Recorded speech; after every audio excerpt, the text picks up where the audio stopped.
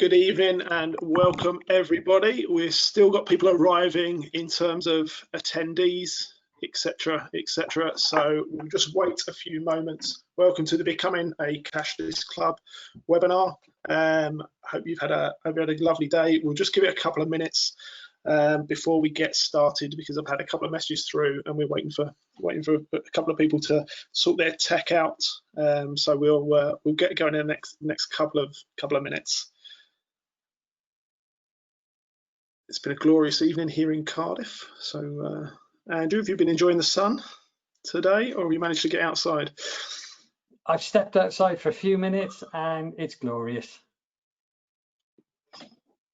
Obviously, not working hard enough. You see, there's not enough books on that shelves or those files to keep you going.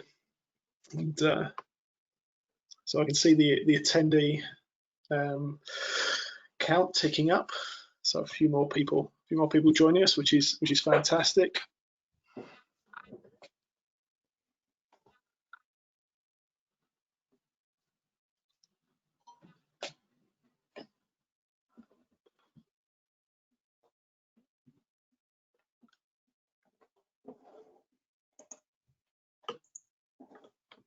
I would say we probably have more people because I didn't really think through the title of this webinar before we put it out there, and some people might interpret it that we're trying to run some sort of cult and take the money off everybody. But I can assure you that's not what we're doing. So becoming a cashless club, and hopefully the logic will unfold as we go throughout the evening. I guess the choice of title could have been better from me, so apologies in advance to everyone from that, but hopefully it will make sense as we go throughout the evening.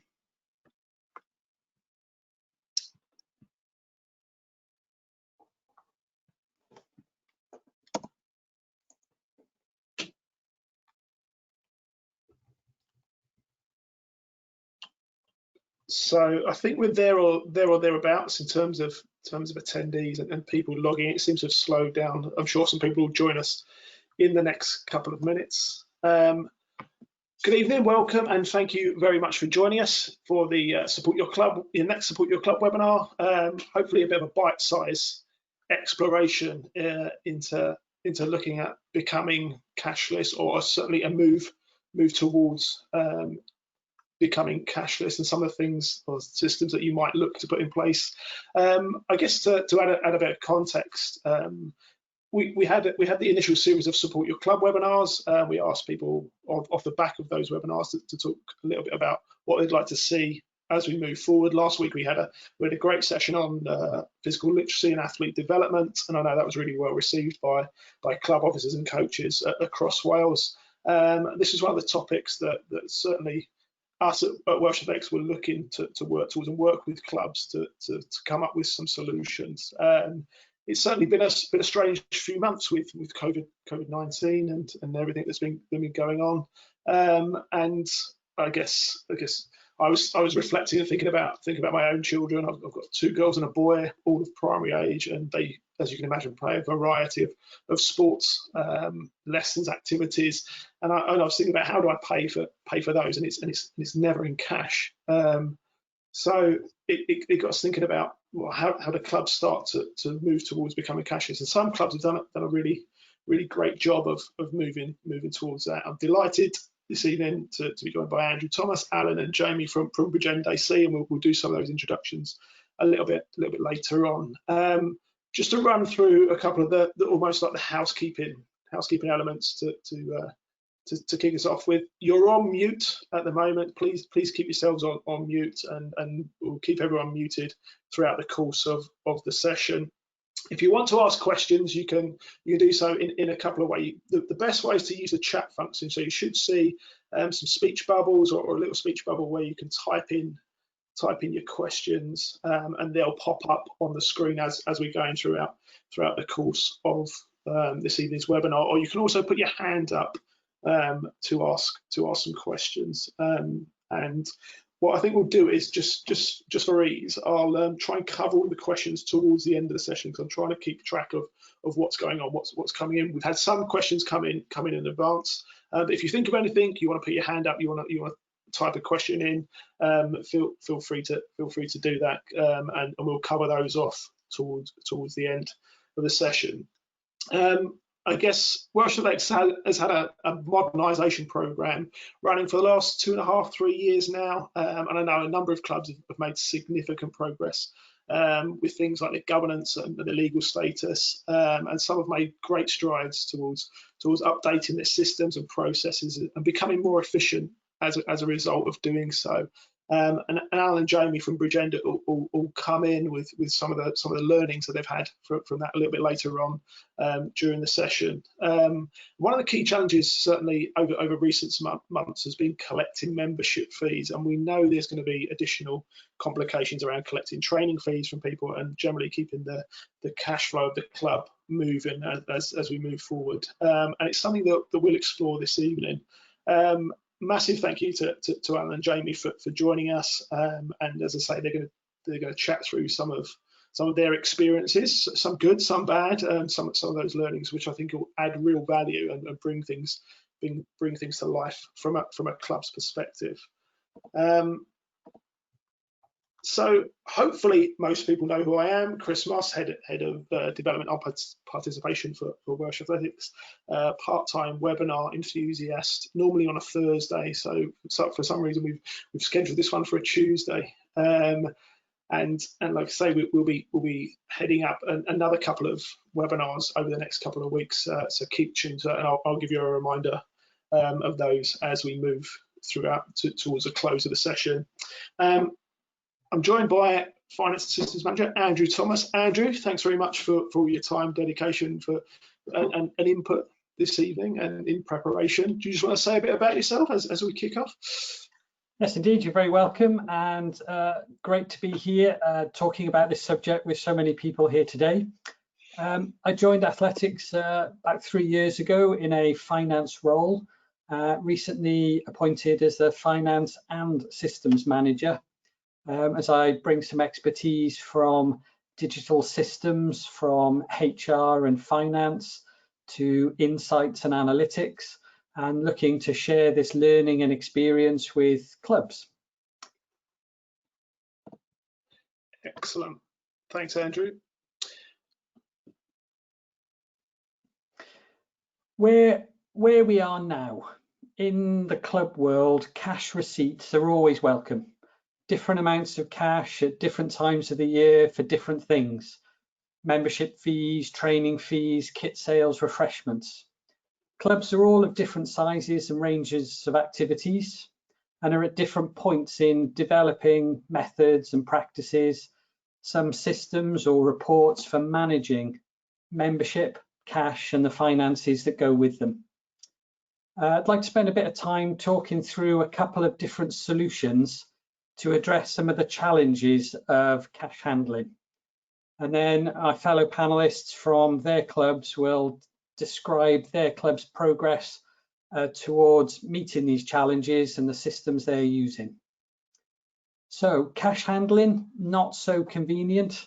Carrying it around, counting it up, banking it on the high street, all takes time, and it's quite difficult right now with the disruption due to COVID.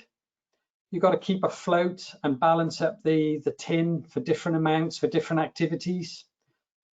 Receipts to members for cash you receive, not strictly necessary, but there's quite a bit of paperwork involved in tracking who's paid for what and when and who hasn't paid. Checks in the post, cash on the door, at the clubhouse, in the field, probably an IOU or two, makes for quite a complex challenge for the volunteers you're asking in your club to collect the cash, and the valuable treasurers whose job it is to look after it, report it, and keep the club committee up to date with it. Clubs are growing, and with the range of activities and membership offerings out there, can your cash tins and paper records keep up and still be practical? It's an onerous job looking after a cash tin, whether it's literally a tin in the clubhouse or banking those checks that arrive in the post.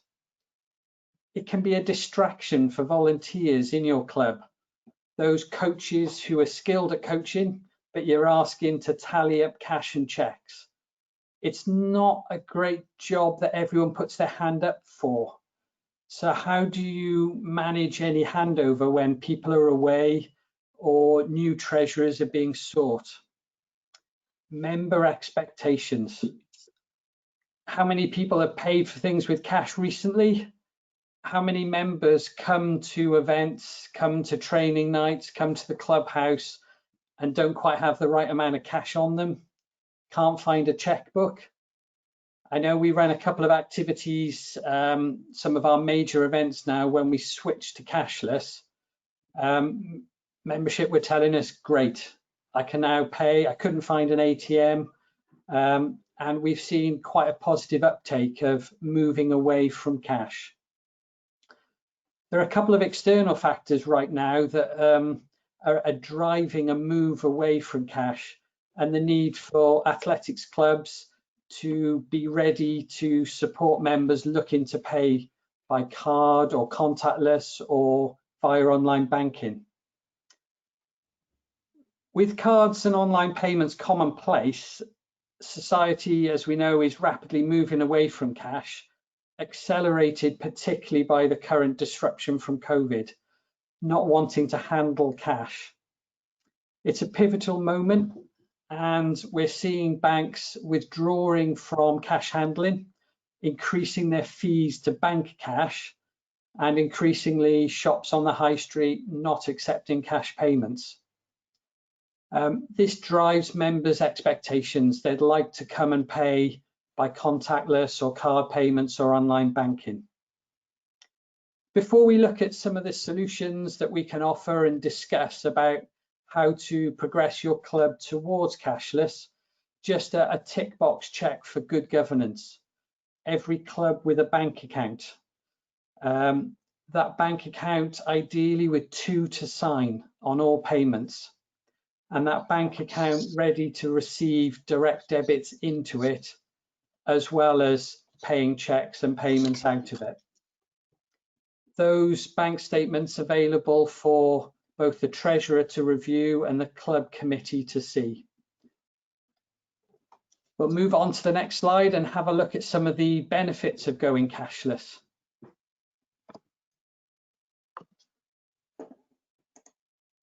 We talked already about member experience. We're in a modern club with many members of your club coming on the day looking to make convenient payments. Cash may not be to hand, not quite got the right amount, to touch and go on a contactless card payment, or to set it up with online banking, a recurring payment. It's all about building that member experience. Electronic payments and systems often give a convenient way to generate an email receipt thanking members for their payments and recording it for the club and reminding members it's coming up ready for due. Another benefit we've seen from cashless clubs is simplifying the administration. Your volunteers will thank you. Every electronic transaction has a name, a date, an amount, and a purpose. Saves all the writing down on the day and keeps it all in one convenient place when it comes to totting it up at the end of the month. Simplifying those reconciliations to make the treasurer's job easier. It also improves on-time payments. Automated systems that collect in membership dues, avoids any issues of I haven't got the money on me today, can I pay tomorrow? Improves on time and forecasting the cash flows ahead, knowing what your income will be and having a greater confidence of when it will arrive. It's all about chasing your personal bests and not overdue subs. Club opportunities. We've seen some great examples where modernizing into cashless systems improves the cash flow within the club. Regular, reliable, steady income streams from members who can conveniently pay on time or automatically. We've seen examples of it improving retention rates because of the ease and the reminders that automated systems can offer. And we see in opportunities within clubs, the ability to not only attract but retain those great volunteers who are working so hard in the clubs by removing the burden and administration of cash handling on the track side, or when you're preparing to go away for a competition, accounting for all the money for travel and competition entries. We don't want cash handling to be a barrier to attracting and retaining volunteers. We want to encourage membership with modern methods so we can focus on the sport and move away from the administration. So that's 3 areas where we've seen clubs benefiting from moving into cashless systems. Can we go to the next slide, Chris?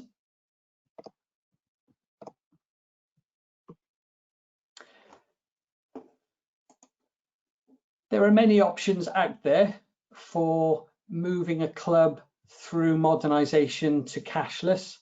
So I'm going to touch on 3 areas, and we've got some experience from clubs that we're going to hear of shortly.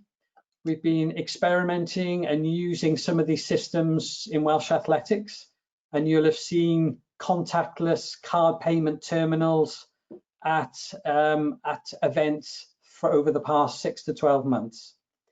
And that was an easy, low-cost digital device. A contactless card terminal connects to a mobile phone or a tablet, so works wherever a mobile phone signal exists. An app on the phone selects the charge, whether it's subscription fees or refreshments, and sends the payment process off to the bank in one tap of a phone. There's no monthly standing charge. It's about a £30 investment to buy a device, and a small transaction fee applied to every payment taken through the system. We're finding in athletics, as a governing body, it's much lower, the fee, than to bank cash and checks over the counter in a high street branch, but more than anything, the convenience. When our members, when spectators come to events, when athletes enter events, to be able to pay quickly with a tap of a phone or a credit debit card and have an email receipt sent back to them, the convenience is a big factor and a big win for us. For other types of payments that your club may be taking, the subscriptions, whether it's annual, quarterly, or whatever frequency you're currently collecting, encouraging members to pay direct into the club's bank account.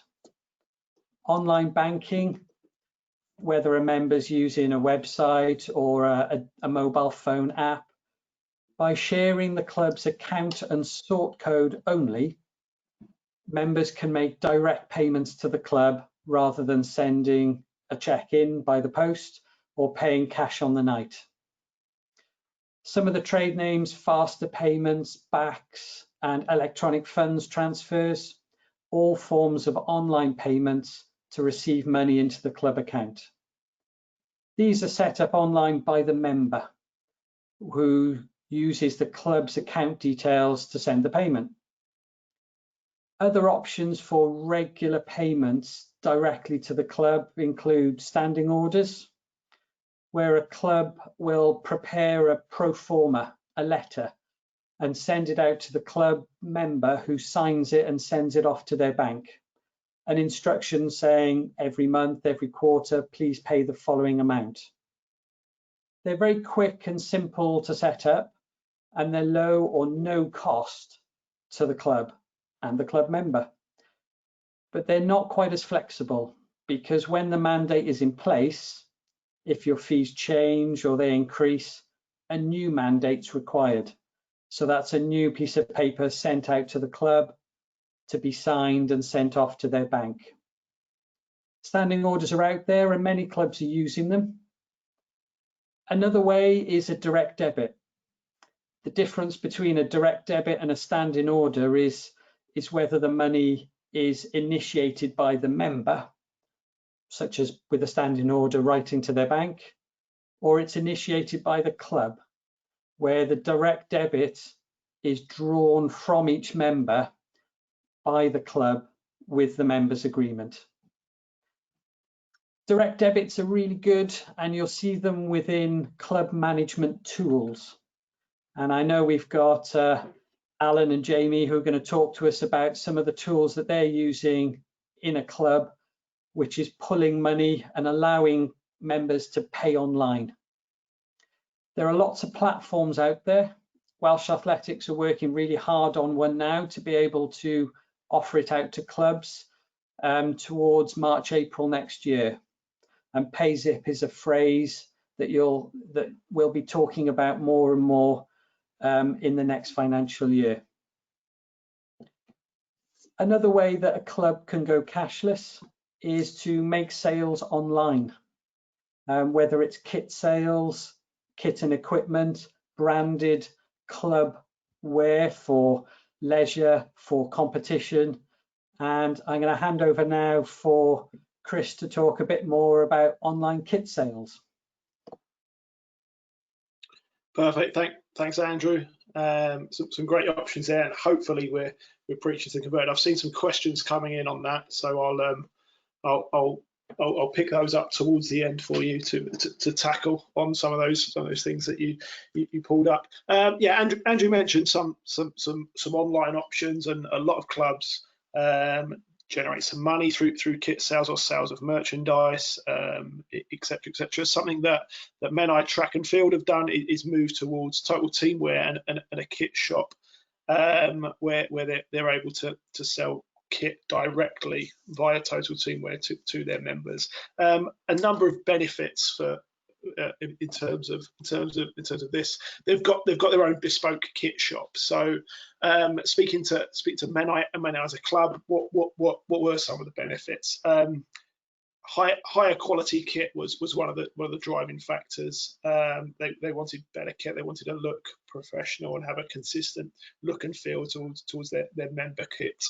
A potential markup, that the club don't choose to do that, but they are looking, that is a potential option to put a bit of a markup on some of the kit, and for the club to get a bit of a kickback from that. Better service to your members, so it's something they wanted to offer their members. There's no need to hold stock. There's no need to handle cash, no need to hold stock. Everything is done directly from the member as a customer, directly with Total Teamwear, so that the goods are posted out directly, and customer services is done directly with Total Teamwear. It puts the onus back on the individual and the member to purchase their kit, so they're not having a kit man. There's no need for a kit officer, which was a big relief to the outgoing kit officer, that he wasn't going down the club twice a week with a boot full of vests and shorts, and you've always got the triple XLs, a few of those that are left, and the extra small crop tops don't seem to have sold. So it was a combination of the kit officer being relieved of his duties, thankfully, and not having to hold stock. The other benefit that Total Teamwear, and I'm sure others offer, is the ability to put a package together. So something that the club are looking at are rewarding their coaches with a bit of a kit package. So the club are using some of their funds to recruit and retain new coaches via a coach's kit package, and an athlete's kit package to boot. So you might get three or four items in a bundle that you use for Christmas, birthdays, etc.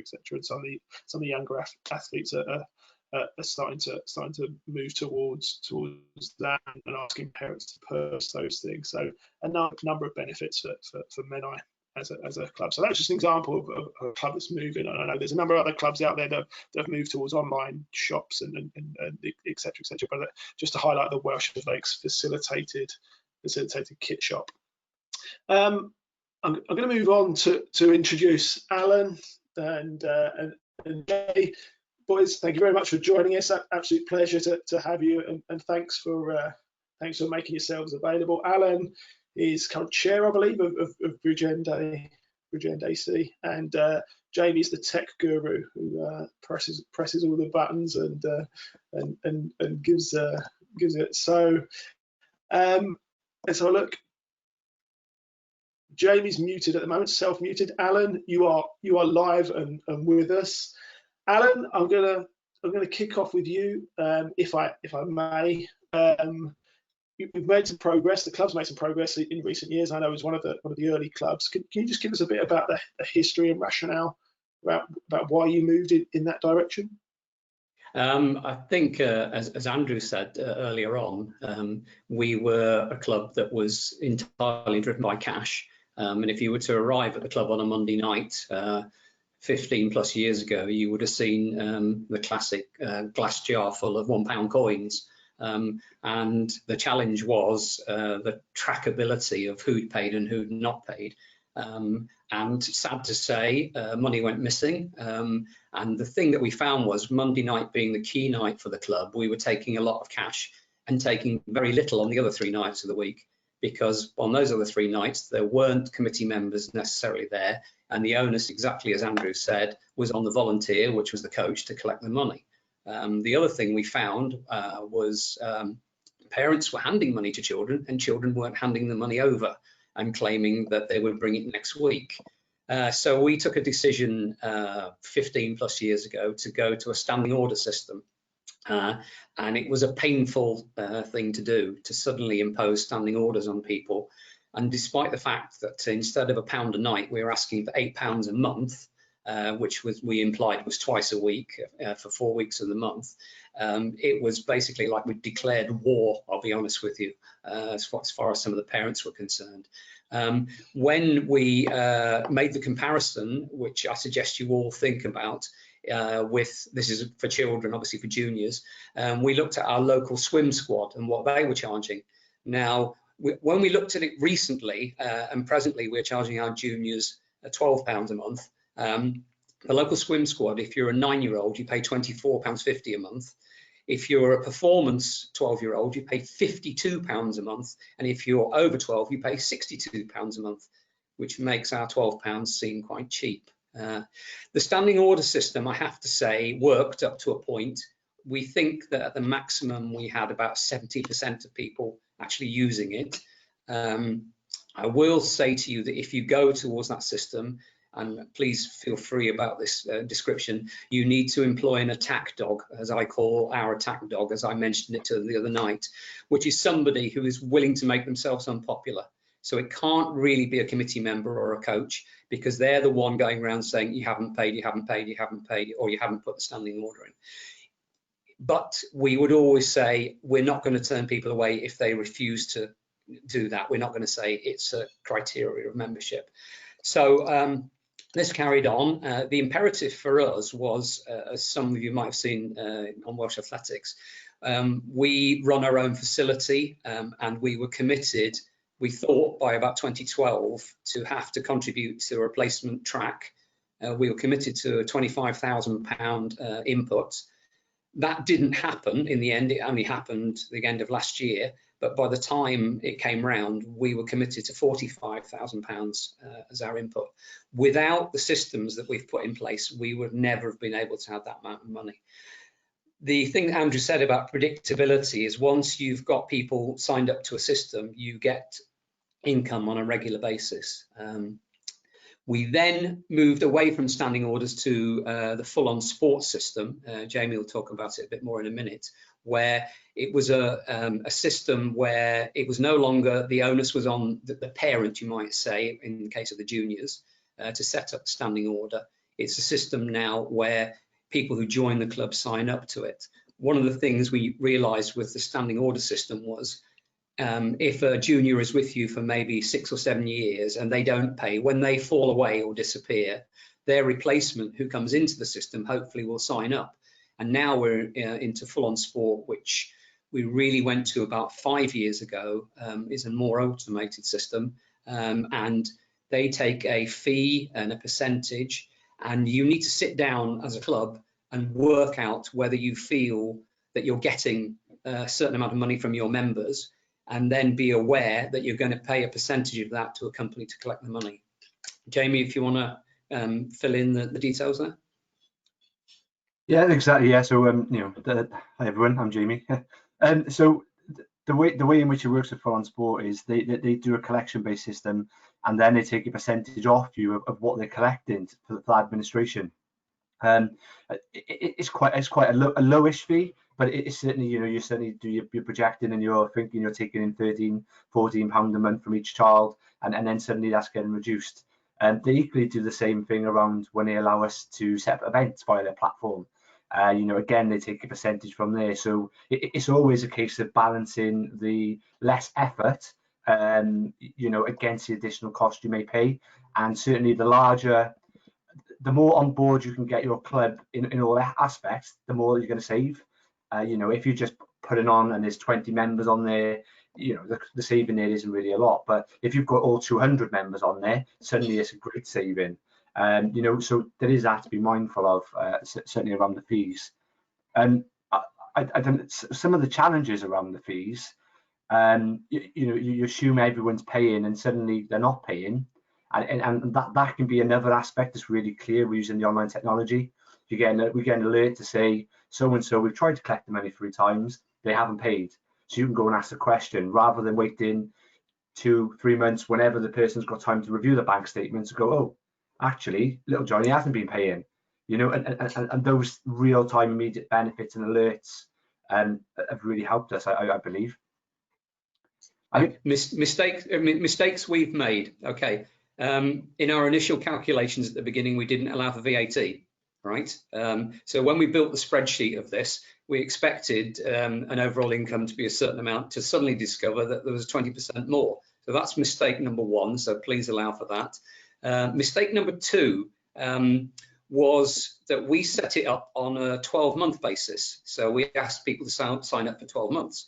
What we've never gone hugely public about is that Welsh Athletics membership is due on April the 1st. We've basically taken money off people, say our seniors pay an annual fee, and we simply sit on the fee until we owe Welsh Athletics on April the 1st the amount. What actually happened was that the juniors on the 1st of January, a lot of them wouldn't re-sign, basically. So they somehow managed to skip 3 payments, right? And then suddenly realized they needed to renew their Welsh Athletics membership. And so we found a hole in our finances.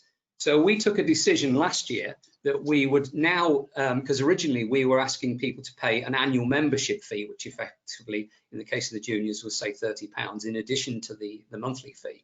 We've now rolled that into one, and we now have a rolling membership, right, for the juniors. So basically, until a parent says stop or somebody leaves the club, so we effectively accrue money to pay Welsh Athletics at the appropriate point in time of the year. That's something worth thinking about.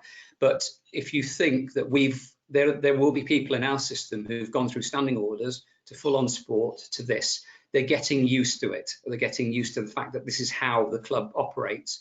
To go from £1 or whatever your club does to suddenly to this system where we are is an enormous leap for a lot of people.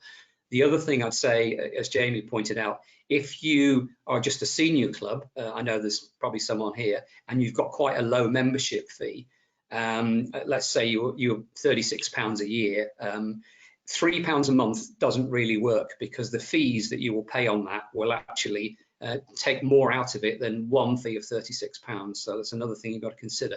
So there's quite a lot of models you need to build in terms of spreadsheets here to look at what your income is at the moment and what the outcome will be of moving to a different system. So that's something I suggest you do. Perfect. Yeah. A very open and honest overview there. So there's definitely some learning. Sorry, Jamie, before you just come back in then. You mentioned around it's a change, and it is a bit of a culture change, and people operating like this. It might be one for Alan in terms of how was it received? Was it received by parents? I think when you first go into this type of area, and I know you did it some years ago. Yeah. There might have been some resistance, but I get a lot of comments from parents talking about clubs, and we won't name any clubs here, saying like, "Can you believe they're still collecting cash? Can you believe that they're still doing this?" It's like, I don't have it. I don't have £2.80. I don't have £3.60 lying around in my house. It's more hassle for me to try and find it than it is to just pay the club online. I'd much rather just do it, but they don't allow me to do it. So has that changed from a parental perspective? I think that people accept it's part of the ethos now that you know, the cash is no longer around, and that it's a strange thing, Chris, in the way that signing on to a full-on support system or a monthly payment is more of a commitment to a junior joining a club. There was definitely an ethos of I'm famous for looking at children turning up in the club in rugby shirts and going, no, thank you, because they're there for a reason. Their dad wants to teach them to be a sprinter, and then they won't represent you. And there were children who were turning up in the summer only or in the winter only, and, you know, for schools athletics. So a 12-month commitment or a rolling membership is a bigger commitment to the club. And I'd also say, as Andrew has said, we are, because of the way we operate, moving towards a CIO, a charitable incorporated organisation.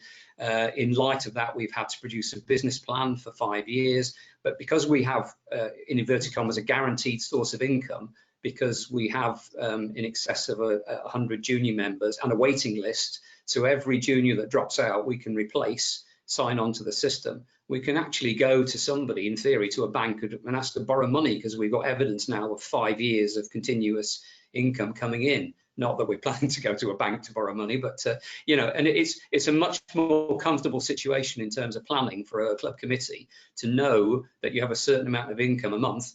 As Jamie knows, we were able to suspend payments on April the 1st, and we've restarted the system now, basically because we weren't offering anything with the COVID situation. So yeah. Yeah, and I'd add to that as well. One of the challenges around implementing these sort of solutions is, you know, you assume that everyone's got access to the internet, everyone's willing to log onto a laptop, everyone's more than happy to understand this, and you give them a bit of paper that says, go to this website, put in your name, fill in the details, and you're away. And you think that's great, and everyone's going to adopt that, but we're still a very varied demographic. You know, some people still don't have the internet. You know, we certainly had some children that grandparents were responsible for sorting the athletics out, and they didn't even use a computer. You know, how do I go to full-on sport? So you have to be prepared for not just looking at, oh, it's going to be great, everyone's going to sign up. How are you going to manage those challenges? How does the system incorporate the grandparent that still wants to give you a £5 note?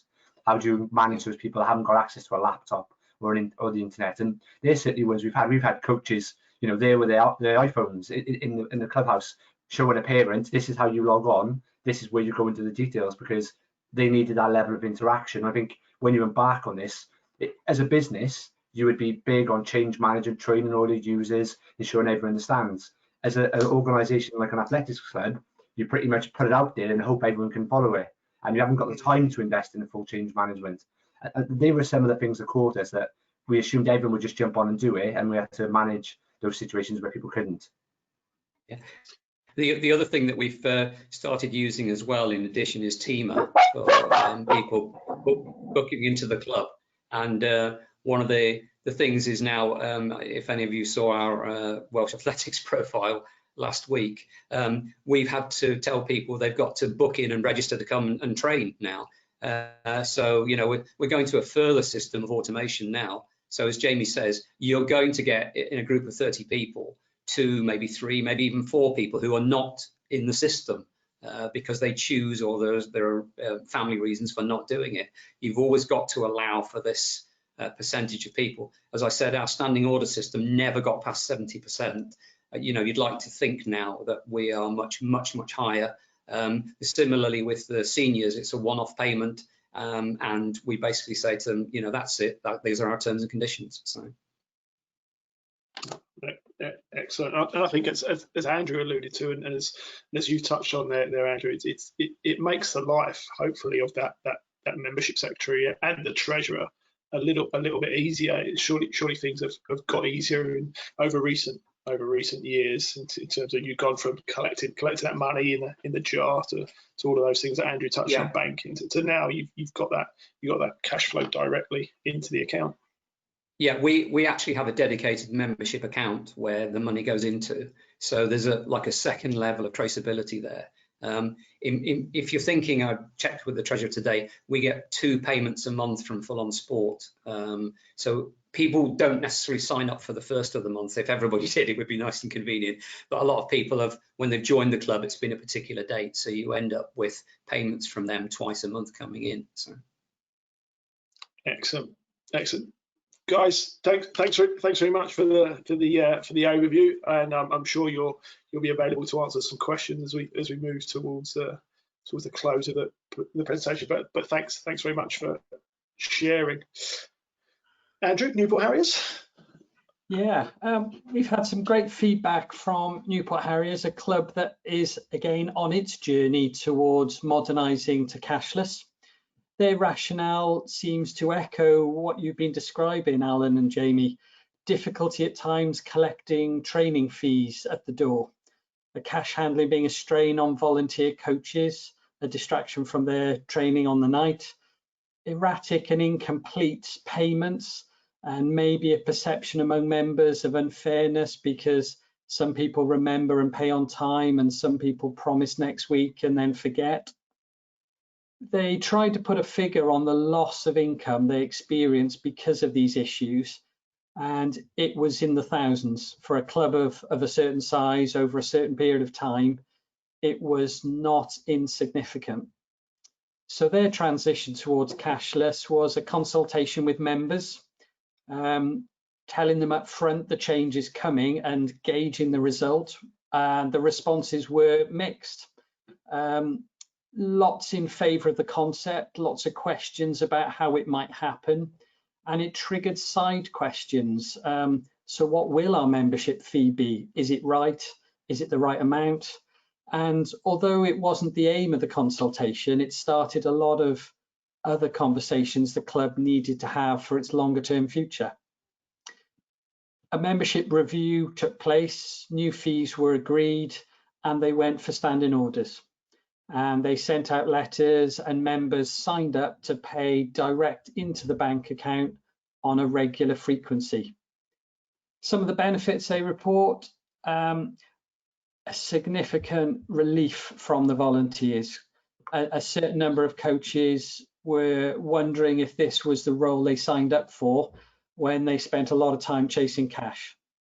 So the system put a distance between money and activity. Oh, it's the system asking you for money, it's not me. I'm not chasing you, the system is. They saw quite a marked benefit for the club, income rising by an estimated 60% in the first year. That's not because the membership fee went up, they just collected more of what they were planning for as they started the year. The completeness of income, the reliance on a steady cash flow.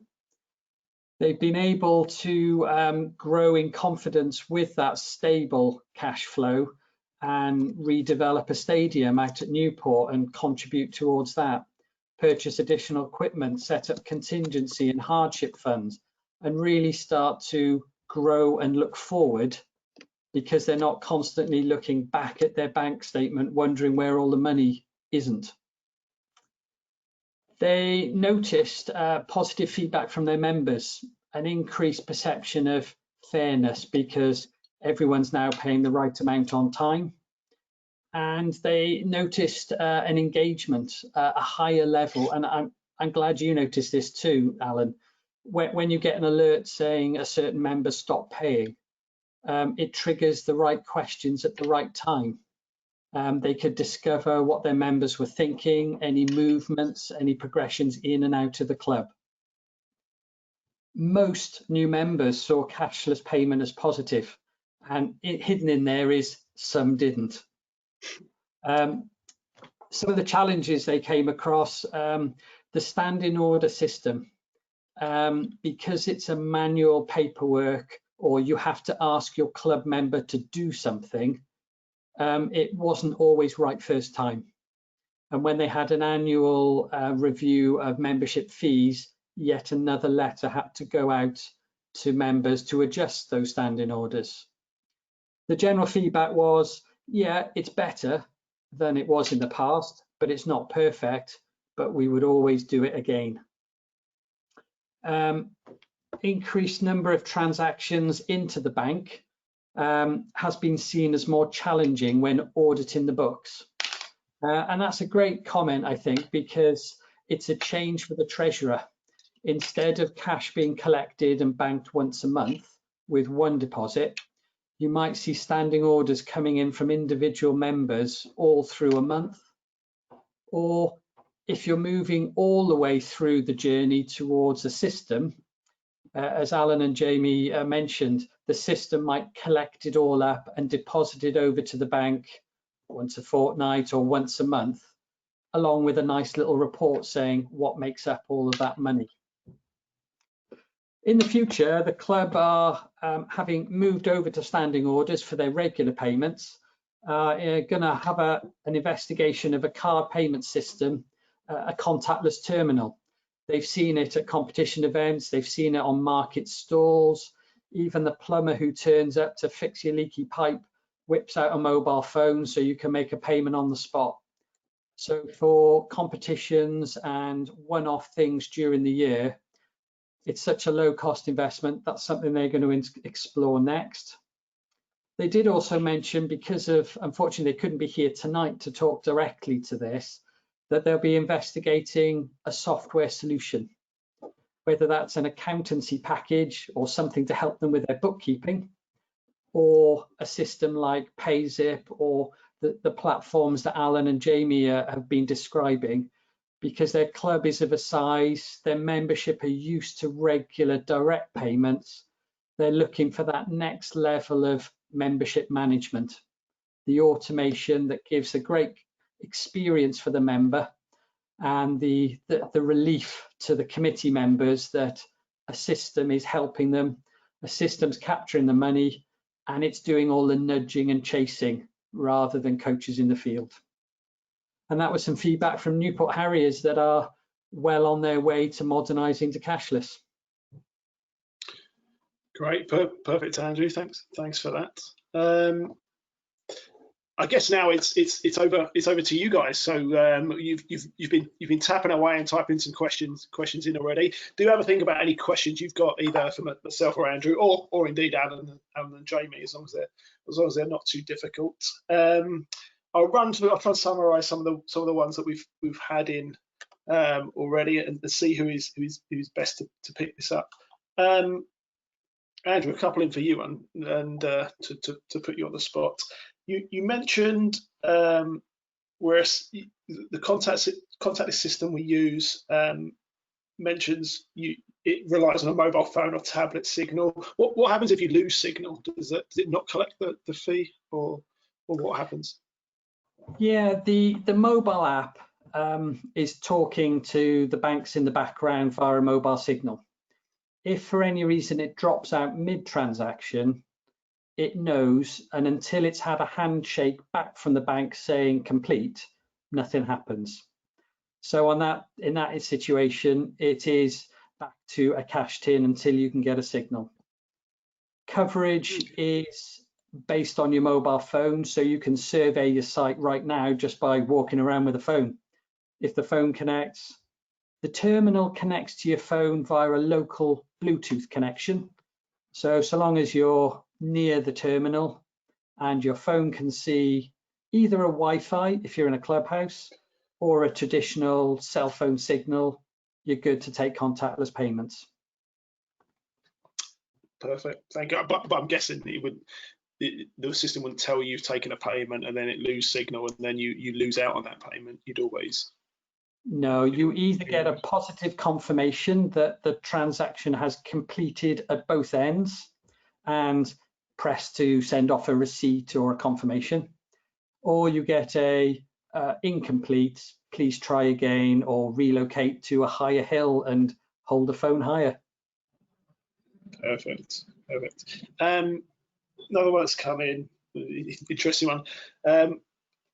All really great, and thanks for your time. Can Welsh Lakes would Welsh Lakes look to provide any help or support for clubs looking to move down this road? I guess there's one for me. Yes is the short answer. Now, as I mentioned at the start, we've got a club modernisation program. We've already helped a number of clubs improve their systems, improve their legal status, governance, etc. And this is an area that we have supported a number of clubs in, is moving towards the use of technology. And updating websites, updating systems, and all of those things. So yes, Welsh Athletics will definitely be there to help and support clubs. I think, Andrew, you mentioned some of the contactless systems. We've loaned contactless systems out to clubs and can do that. We can't loan our systems out to everybody, but if clubs want to trial them or test them, we could certainly look at doing that. Yes, indeed, and no better time than at a competition or event. Come and have a conversation. I'll probably be on the front desk somewhere, taking entry fees and selling programs.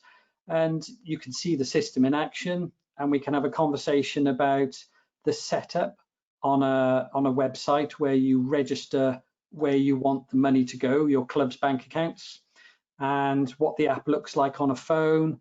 And if borrowing a bit of hardware helps you do a few tests, then we've got a few in the cupboard. What impressed us about the system was the low cost of the terminal. When a shop sets up a till, it's several £100s and maybe a phone line dedicated for it. These mobile devices are £20–30. They connect to a mobile phone that you or a club member already owns, and it sends a bit of data over your phone, which is about the same as a text message. So setting it up, trying it, it's very low cost to try it. Good, thanks, Andrew. A couple of quick fire ones. Contactless, so obviously it seems to have sparked some interest. Contactless systems look great. Which one is the best? I'm not sure. Well, I'm not sure we would say exactly which one is the best or advocate one, but I'll let you answer that, Andrew. I'm certainly not on commission to any particular supplier. We did our own evaluation. We scoured the internet. We noticed what the burger van man was using and the ice cream man was using. And we saw 3 or 4 names, including iZettle, SumUp, Square, PayPal. When we compared them, of course, we did a little spreadsheet. We looked at the pros, the cons, the costs, the commitments. And I've got to say, it's so competitive. There is literally nothing between them at the moment. With the boom in sole traders wanting to go to cashless and market stall holders not wanting to deal with cash anymore, and everybody demanding a way to pay, these suppliers are offering the handsets. There's very little cost difference between all the suppliers. When we've looked at the systems that report out and deposit the money into your bank account, they're all very similar. We've used iZettle, so I guess we'd recommend it. We found no faults and problems so far, but we've seen lots of other devices out there. So all of them, we would recommend you check the commitment. Is there any standing charge per month to rent it or use it? There isn't for the iZettle device, for example, and we haven't seen any that do. And what are the charges, the fees levied for each payment that goes through the platform? 1.5% to 2% of each transaction value is typical. But what we did like was there's no minimum. So it's not 10p plus a percentage. So it's supported very high volumes of low value transactions. So programs on the door of a competition, for example, we're not paying punitive fees. It's just a percentage of the money we take. Thanks, Andrew. It must be 5 to 8. Just a quick one on that one, and I think it's linked to what you just said then. And Rich has posed the question: how much is a small admin fee per payment, roughly? 1.7%. I was balancing up our iZettle account the other day, 1.75%. Some suppliers do a discount down to 1%. Some charge 2.5%. It's a case of shopping around and having a look. What we do know is Lloyds Bank, who we bank with, charge us more than that to deposit coins over the counter. And by the time I've got in my car and driven halfway around the high street trying to find somewhere to put the cash in, all of a sudden that transaction fee and the smile on the member's face when they could just touch and go. We account for it, we budget for it, and it's a low cost for the convenience it offers.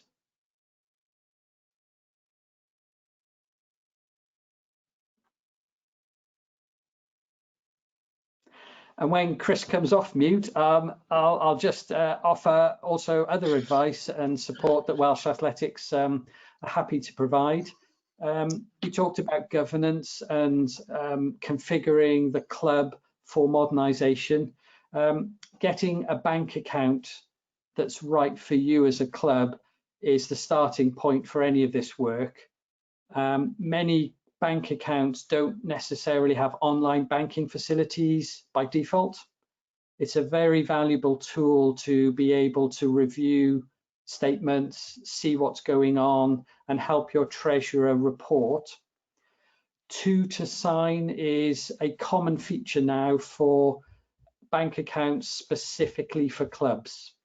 Different banks will call them different things: treasurer's account, community accounts. And if you need any support identifying a suitable account for you, please get in touch with finance@welshathletics.org. Perfect.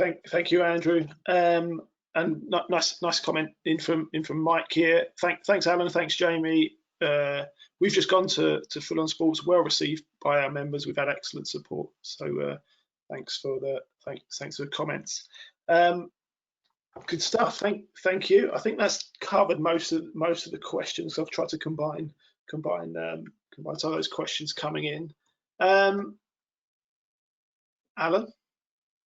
hand up. I was just thinking about the standing order situation, and one of the downsides of it we found was traceability. Now, Jamie alluded earlier that you've got grandparents paying for children who might well have a different surname. Okay, so when you're looking through your bank statements to see who's paid, you're struggling to tie up the person, right, who they're paying for. And if you have more than one child and you pay 2, and this is one of the reasons where the systems like Full On Sport, because there are emails involved that you've paid, the traceability is much greater. I appreciate you paying a fee for all of this, but we certainly had a huge challenge at times with people with the same surname trying to identify who they were actually paying for, because the sophistication of this setting up a standing order does seem to be a challenge for quite a lot of people. So please be aware of that. Yeah, that's a great heads up, that when a club prepares the standing order template or letter, you can do your best to include a reference number, like a membership number or the right initials, but there is always the possibility that the member may not type it in that way, or you can lose track of how many Thomases there are in your club. That's going to say. Yeah. And yeah, the other thing with the standing order, of course, is the unfortunate situation when an athlete stops coming and the standing order carries on, and then 6 months, and in one case a year down the line, the parents come and say, we carried on paying, and you go, okay, now what do we do? So at least with a system that has an email to tell you you've paid, you'd have had 12 emails by then to say you're still paying. So it's good point. Jamie, do you want to come in? Yeah, so I just wanted to make 2 points really to kind of sum up the things we said. One of them, if you're a club that's going to to new tech now, think about how much of a change that's going to be, and you're not going to want to go through the same pain in 2 or 3 or 4 years time. So if you're thinking of going from nothing to standing order now, and we're already at cash, contactless or online banking, maybe think about going to that step now, because you don't want to go through the same pain in 3 or 4 years time.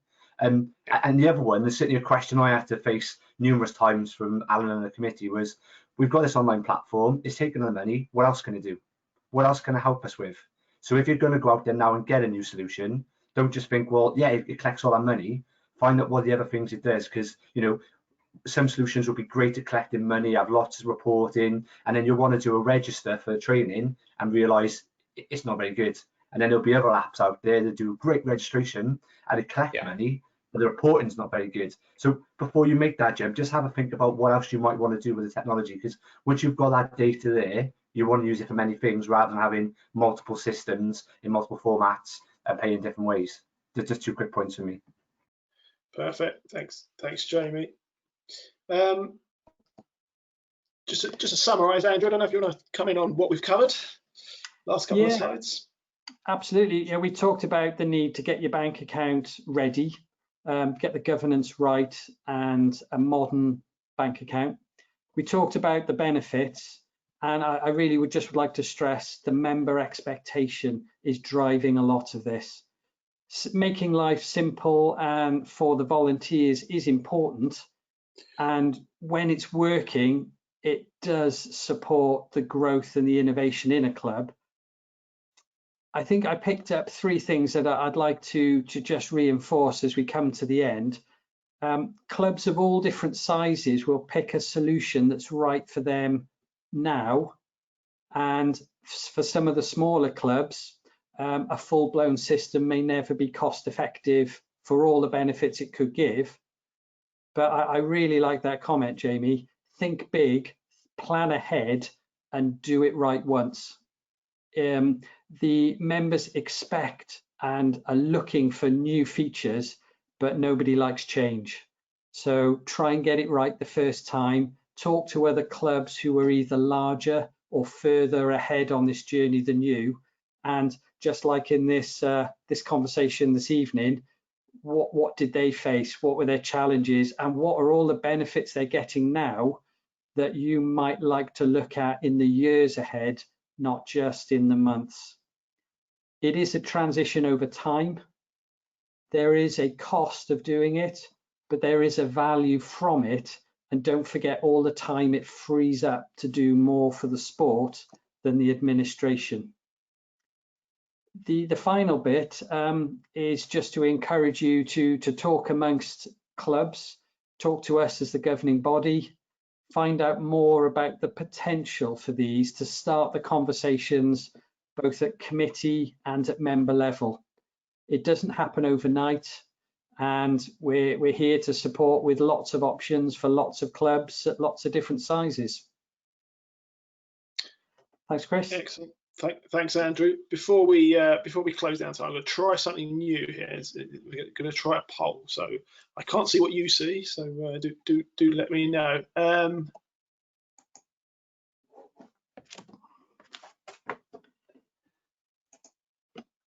Just a quick bit of feedback from those on the screen.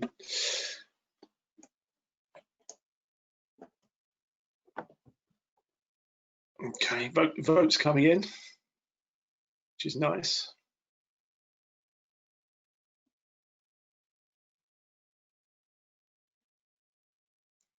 Last couple still to vote, but it's good that we've got most people. There are things they will try later this year. Some people are going to action elements of, immediately, which is good to see.